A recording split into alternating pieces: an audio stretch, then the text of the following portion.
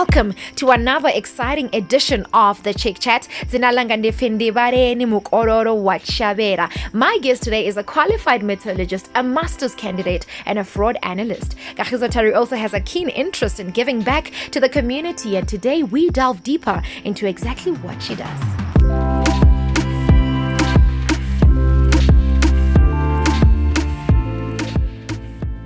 We are still coming to you live from the View Guest House, and today we decided to switch it up and do the interview in the bedroom. Thank you so much for coming to the Chick Chat.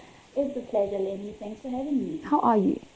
I'm well. A bit overwhelmed, but I'm well, thanks. Why are you overwhelmed? I don't know. It's just, I've been waiting to come here.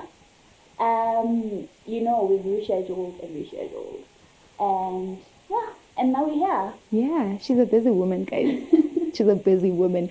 I want to go back, and ask you I think it might be irrelevant to the interview, but why did you call yourself Miss Toxic, I think? Toxic Smurfit or something like that. Toxic Smurfit. Oh my god. What was this girl thinking? Cover all this. You know what, man? Leni. Me, I want to know. It was in my teenage years, right? So when I started thinking that I could write, I wanted something vibey, man, and the word toxic was new to me. It was before I even knew what it meant, and I was just like, toxic sounds nice, but then I went and found out what it means, and then how poison. Okay.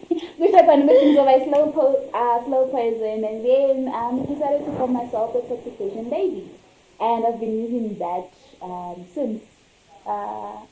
Anybody who calls me that, I know for a fact that they knew me when I was like 15 to 18. Oh my God. It's a very interesting name, because I was like, who calls themselves toxic? Slow poison, yeah. But I think from that angle, I get it. From the slow poison, because I think that's kind of how you are, right? Infectious, Do you know what I mean? I get it. I want to speak about your grandmother and your grandfather. Okay. Your grandmother passed on? Yes. And your grandfather passed on in 2018. 2017. Yes. And this is not even a question. I want to know what you would say to them if you were to get an opportunity, if I gave you one last chance to speak to both of them, because I know they were very dear to you. They were. I mean, I'll come back to my grandmother, but my granddad was just like the first man I called dad. He's the guy who took me to my grade 1 classes when nobody else could, Papa would go with me and the extra 50 cents in the car. I knew after class I'd have a 50 cent stashed somewhere. He was just a dad to me. So I was raised by a single mom, and he actually closed that void, and we became so close. Even when I graduated, he was the guy that was there. I would tell them that I really miss him. Getting emotional right now. But I would tell them that I really miss him, and I love him very much. As for Mama, my grandmother was always the hype girl, She used to stay in a very small town, not even a town, it's rural in Pretoria, called Erasmus. And when you're up here, you would hear her saying, "That's my tall girl," She's like, "Walk tall, my girl." This is why even when I walk in heels, when somebody recognizes the way I walk, I would remember my grandmother, because it's like a girl must step 1 foot in front of the other. And she'd be a hype girl, and she'd be like, "Wait, now I know you're a lazy one." So you need to grow up, you need to work really hard so that you can afford the nicer things in life and not have to struggle, because I can see the kind of things you like. So she just needs to know that we made it, That advice didn't fall on deaf ears. No, it didn't. Yeah, I miss them very, very much. Oh, I'm sure they're looking down on you and they're so proud of you. I'm sure they are. Yeah. You worked for the Pink Drive. I shared them. Oh my God, this girl.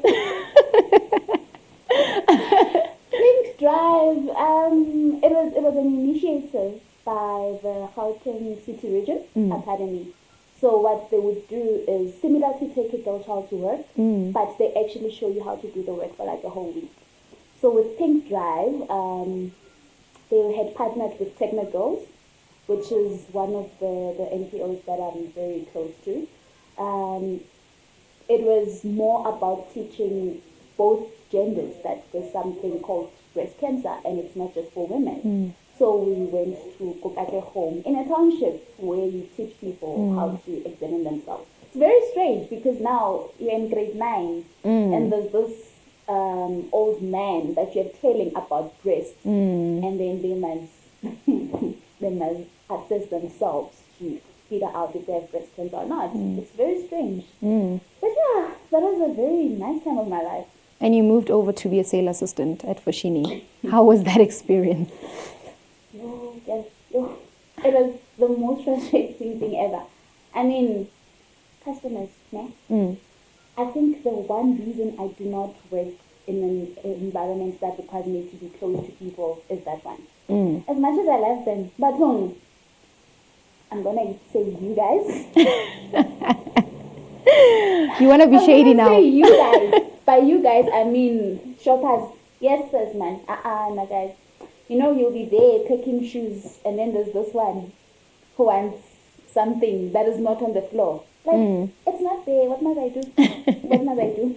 But I think it comes and with it. Make a plan. You know, it's one of those. Some days were better than others, but actually, my sister used to work there, and it was in my first year, and I needed a laptop.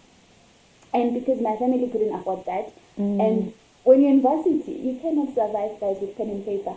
True. What are you going to do with those? And I remember every time I had a submission or had to study, I'd need to go to a computer lab. You get there, somebody is busy on Facebook, and somebody else is busy watching YouTube, and you're trying to find a computer to study on. So I spoke to my sister, and she spoke to her manager at the time, and they were looking for temps. So that was like my very first serious salary. Oh, that's nice. Salary.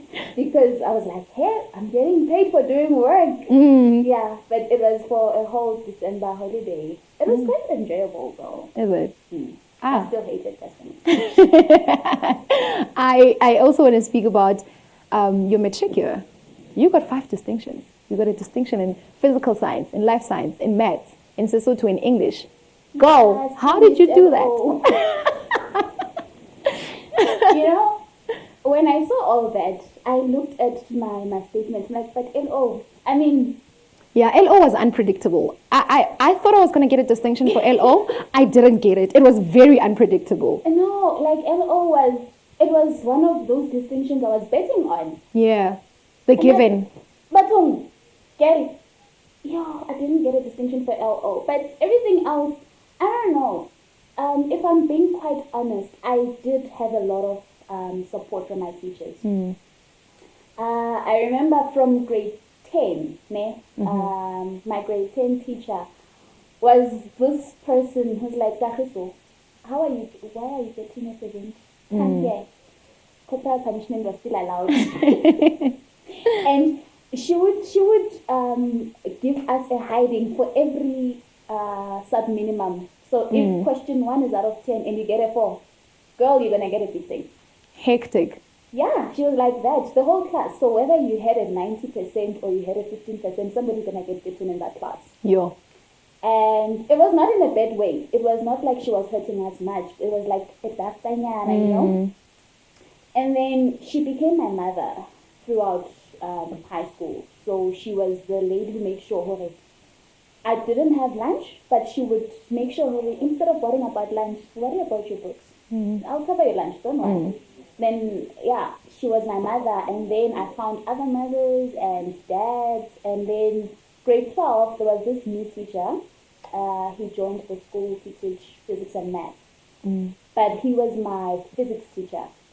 And he used to give us enough exercises, like weekly. You need to work. And I think my school was one of those that were underestimated because it's known for corruption. It's known for the worst kind of things. Like if I mention the everybody like, why are you in that school? I mean, even when I left my first high school, it was chaotic. But yeah, the teachers put in effort, and here we are. Yeah, but I also do think that they put in effort because of the person that you are. Because I was going through your timeline last night, and and you were such a school girl, you know. Those, genius girls were like, yeah, I'm studying physical science. It's showing me flames, and then you go and get 100. I mean, sometimes you need to lead the masses. Deceive the masses. No, it's not deceive. It was not cool to be smart. It wasn't. Honestly, it was not cool. What was cool was being liked. True. What was cool was being part of the masses, and if people are sitting in a group at lunchtime and you're not part of that, it's not nice. So, okay, I'm just gonna be like, okay, nobody's studying, okay, I'm gonna chill, man. So I think that's the one thing I need to apologize for to everyone, because we chilled together and then I went to get good marks, so I need to apologize to my peers for that. But yeah, it was not cool. Yeah, but it wasn't also your responsibility to make them study, as much as you would want to apologize to them, I feel like, well, they had to study anyway. It wasn't up to you. No. It's the deceit that gets to me, but I get your point. Yeah. You're such an amazing person. Oh, thank you. You moved from Gobi Dumelo, Wayako Vets, after the distinction. Wafitla Vets, Watatamola, Watolabo the golden key. Go!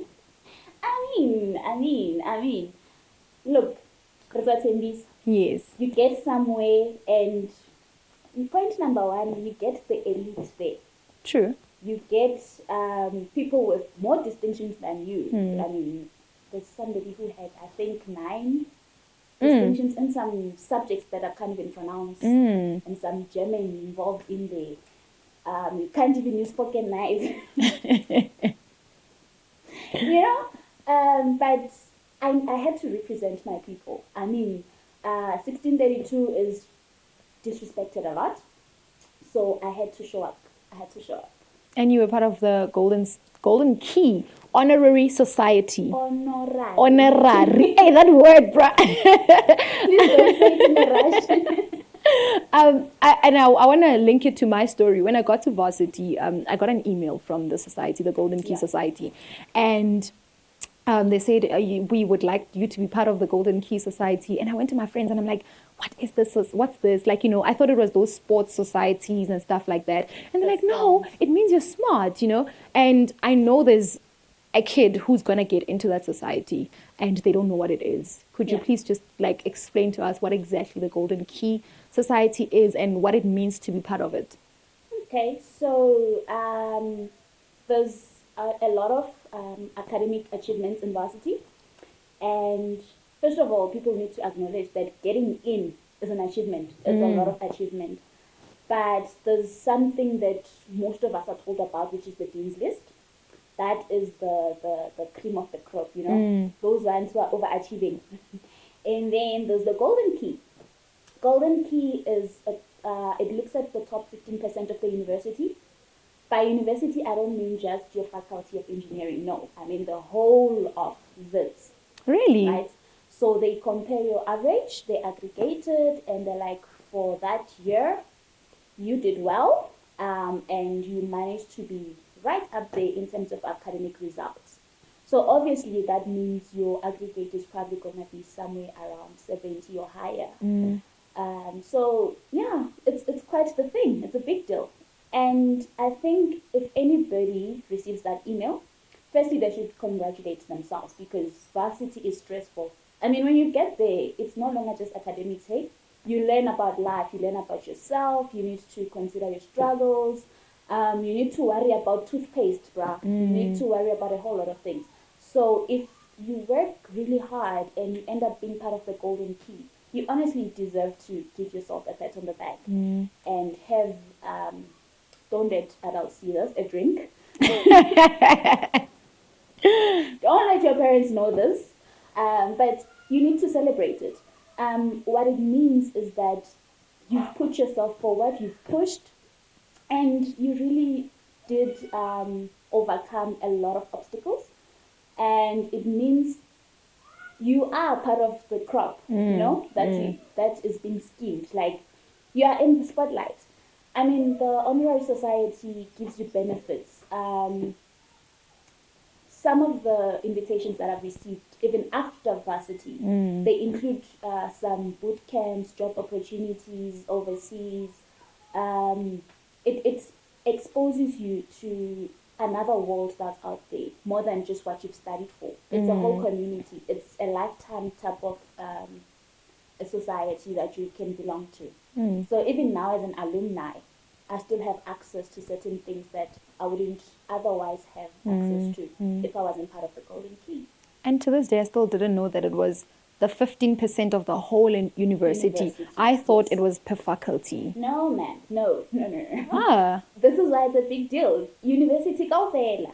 So you can imagine a girl from Tembisa in a government school where school fees, we call it fees, because it's first of all, it's an option to pay it because you can't afford anything.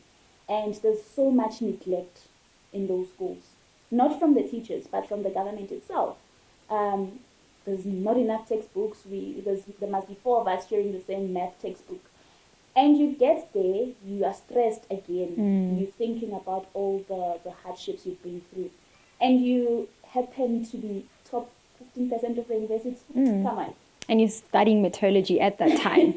Bragging rights. Bragging rights. A funny story again. I feel like you and I are just almost similar. When I was in grade 9, I was doing research, right, of careers. Yeah. And I saw metallurgy. And I wanted to be a metallurgist, not because I knew what it was, but because I thought it was cool to be different from the whole class. And it sounds nice. It does. It really does. But I still don't know what it is. I don't know what it is that you're doing. You know what I like about metallurgy? Pronouncing it first.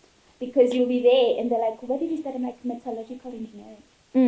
And also, by the way, if you're from VET, it's metallurgical and materials engineering. You know? So we must have props. What do you guys do? What do you guys do? Do you do metals? We do everything, girl. We do everything. We're engineers. Okay, so let's break it down. Metallurgy has 2 sides, right? There's extractive metallurgy. So these are the people who take your ordinary, I'm going to say ordinary diamond. I know you're a girl and you like diamonds, and if I say ordinary diamond, it's just like how Gary. I saw a post, sorry to cut you off, I saw a post of you posting a diamond and saying you don't want it, you want like a real diamond. That was not a diamond. This girl is so shady. It's not a diamond. And if your man proposes to you with that thing, please, it's cubic zirconia, right? Hey, I'm learning. I'm learning. Zirconia is, let me call it the cheaper version of diamond. It is certainly not diamond. So how you can test it at home, but there are consequences. You can try to scratch it or just throw it on the floor. If it breaks down or it gets scratched, it's not diamond. Because diamond is the hardest material you can ever find. So there's a scale, a whole scale that you use from 1 to 10, and diamond is there. You know, so it can scratch everything. If whatever you have gets scratched by anything else, that's not diamond. Girl. So you guys do that in metallurgy. You study diamonds and not just diamonds, all sorts of materials. So in the extractive part, we study all minerals: your golds, your coppers, your cobalts, like periodic table, anything that is dug out. But we don't do the digging. So there's mining engineers who are responsible for the digging and the blowing of rocks and whatever. And then us metallurgists come into making those things valuable.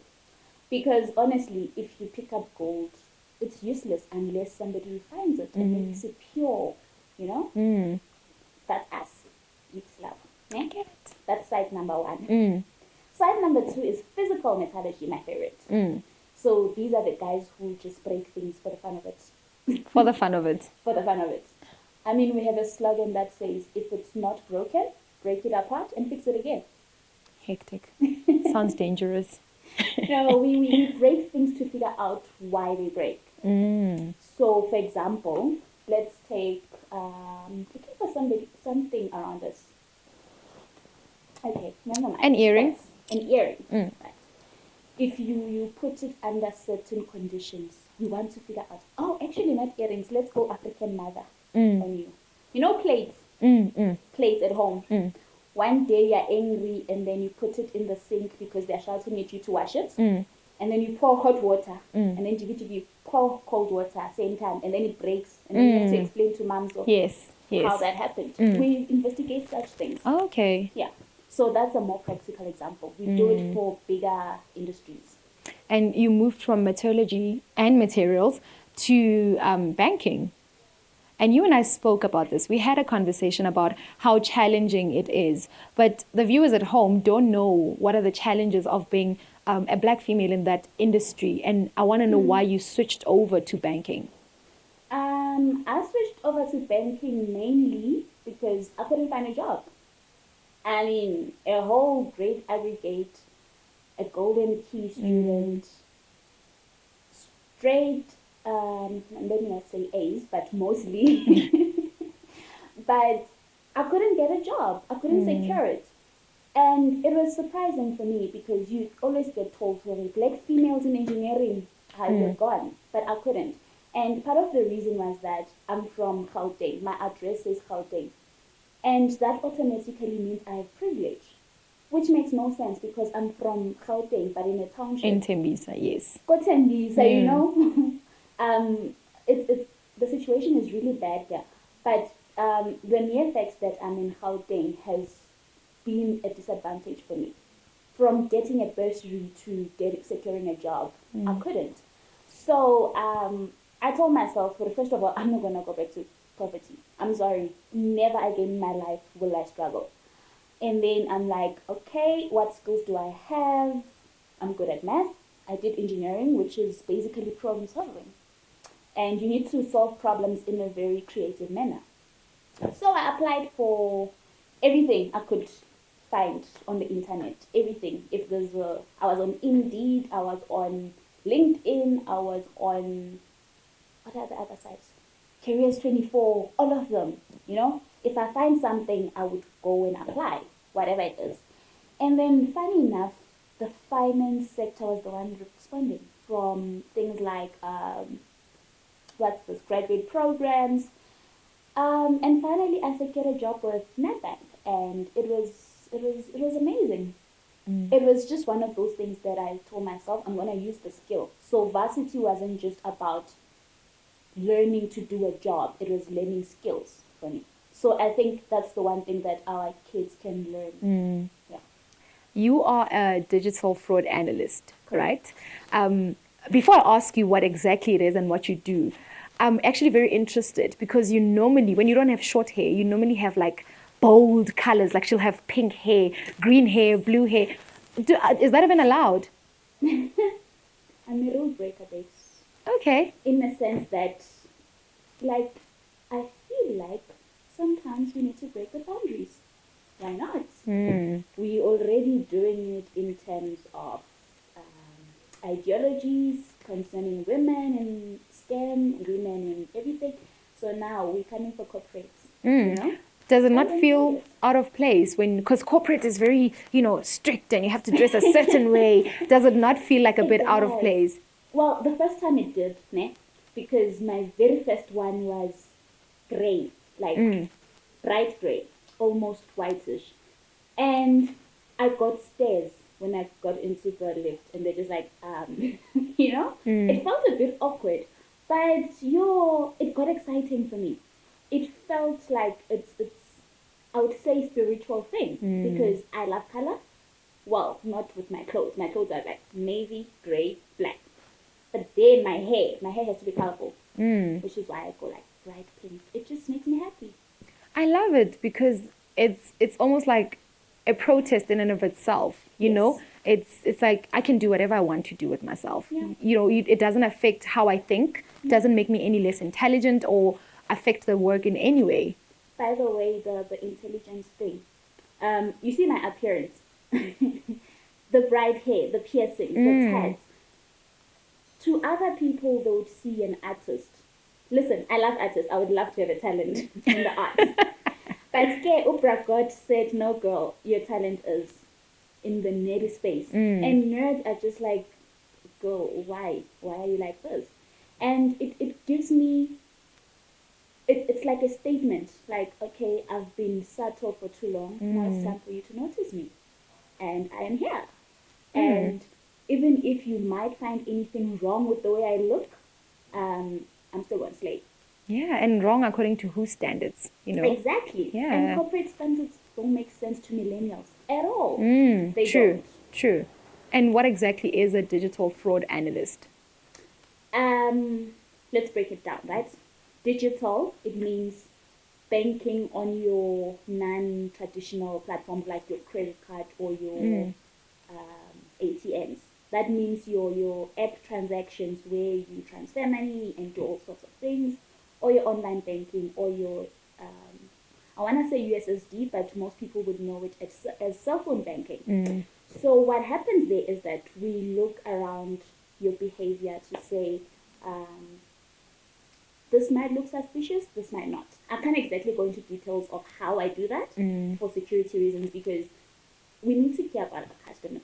Yes. And I'm sure if you've seen some of my statuses, they revolve around please protect yourself. Please be vigilant. Please be aware, because people get scammed and it's heartbreaking. It's really heartbreaking. So what I do is that I look at certain patterns. I look at behaviors. Taking it back to the schools, if any child would be interested in doing something like this. When you do your math, when you do your number patterns in class, you recognize that no, man, 3 is not supposed to come before 4, for example. 3 is supposed to be preceded by 1 and 2. Or if I have 3, 6, 9, you can see patterns to say, okay, I keep on adding. So that's how you go around thinking about it. So kids who are good in math or logic can actually follow this type of work that I do. And yeah, basically we look at numbers, draw pretty pictures from them. It looks like you did it for 2 minutes, but it's hectic. Yeah, so we just make sure that you're safe and you do not get scammed. You do, but please don't. Yeah. Easy. You're very passionate about people, and you started the Degreed Women of Tembisa. I want to know what inspired you to start an organization like that. Sure, it's like you said, people, especially kids. Hey, I have such a strong liking for kids, and I think a lot of us can relate to the fact that it's not easy growing up, guys.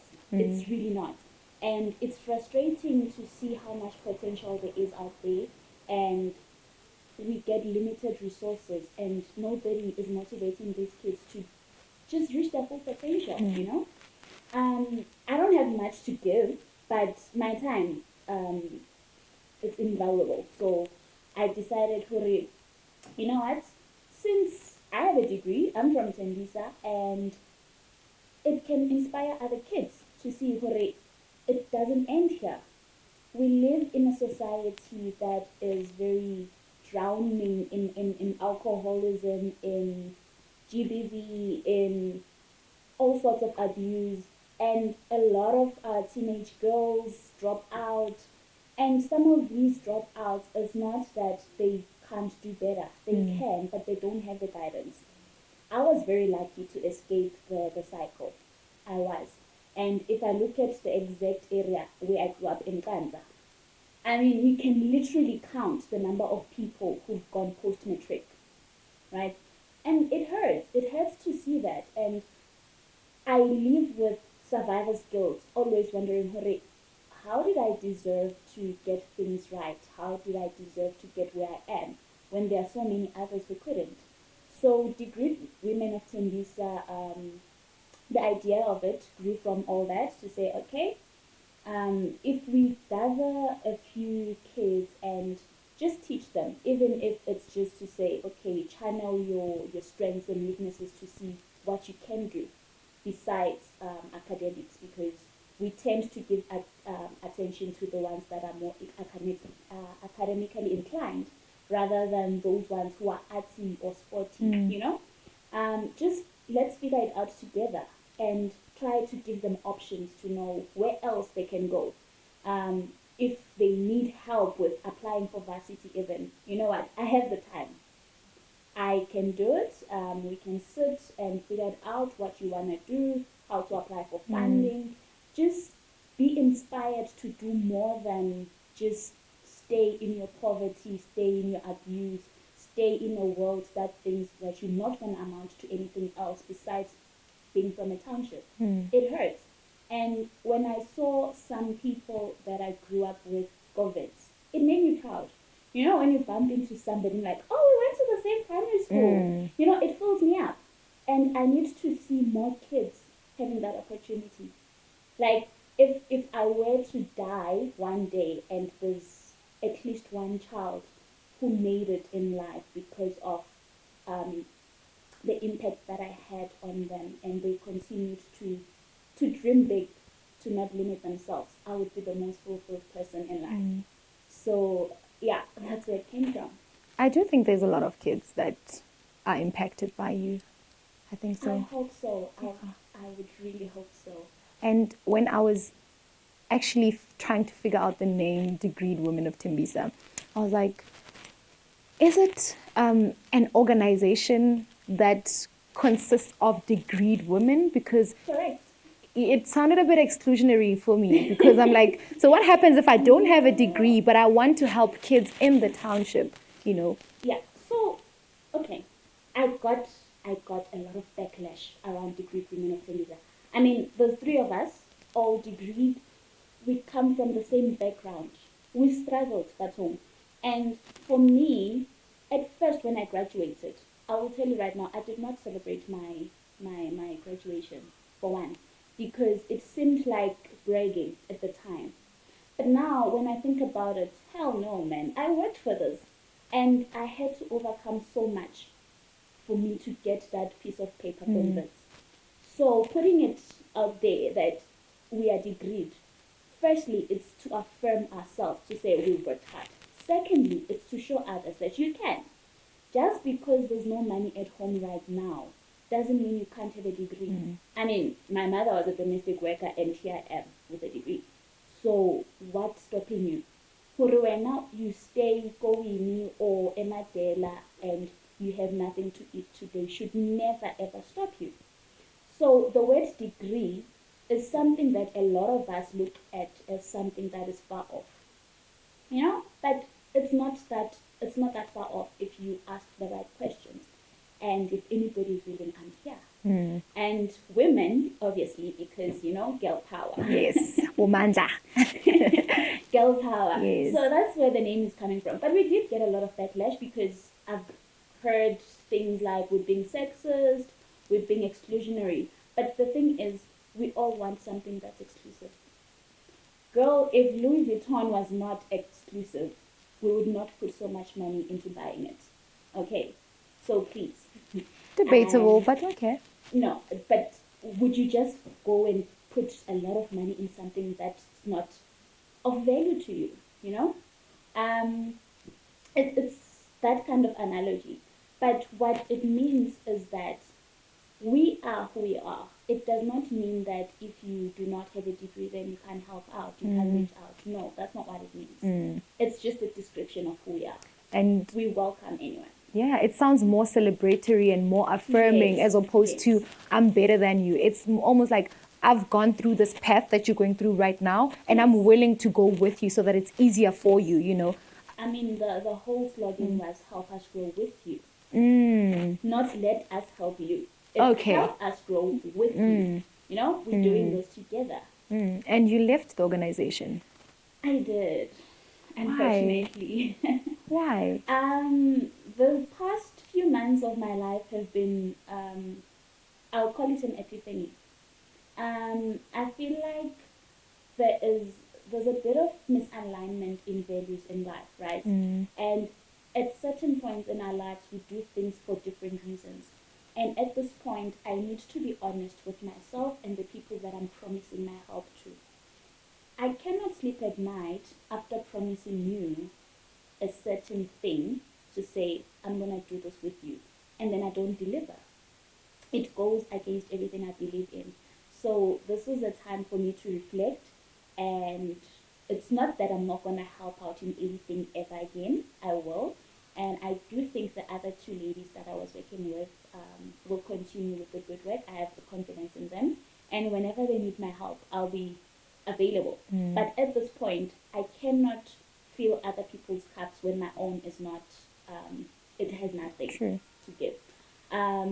It's just a journey that I'm going through, and we'll rise again. Yeah, I believe that. Where to from here? Right now, I'm just finishing up with my academics, and I think I'm ready to start working with different organizations around Tembisa. I know you've showcased quite a lot of them on the Chick Chat, and I just look forward to working with the awesome ladies and continuing to make an impact. I would actually love to see all the women that have come to the Chick Chat collaborate on something, because all of you are so phenomenal and so powerful. I would really love to see that. I think let's just make it happen. Yeah, and thank you so much for joining me on the Chick Chat on this lovely bed at the View Guest House. Thank you for having me. This was so much fun. I really had fun, and I loved learning about all these things that I don't know about, and just realizing that there is a world outside of the creative space that exists that is so impactful. So thank you so much. It's always a pleasure. Well, that is it for today, but we do keep the conversation going on Facebook and Twitter. It is at Tembisa_CTV on Instagram and Twitter. We are also on Facebook. It is Tembisa Content TV. Do not forget to use the hashtag the Chick Chat with Leni. Until next time, goodbye.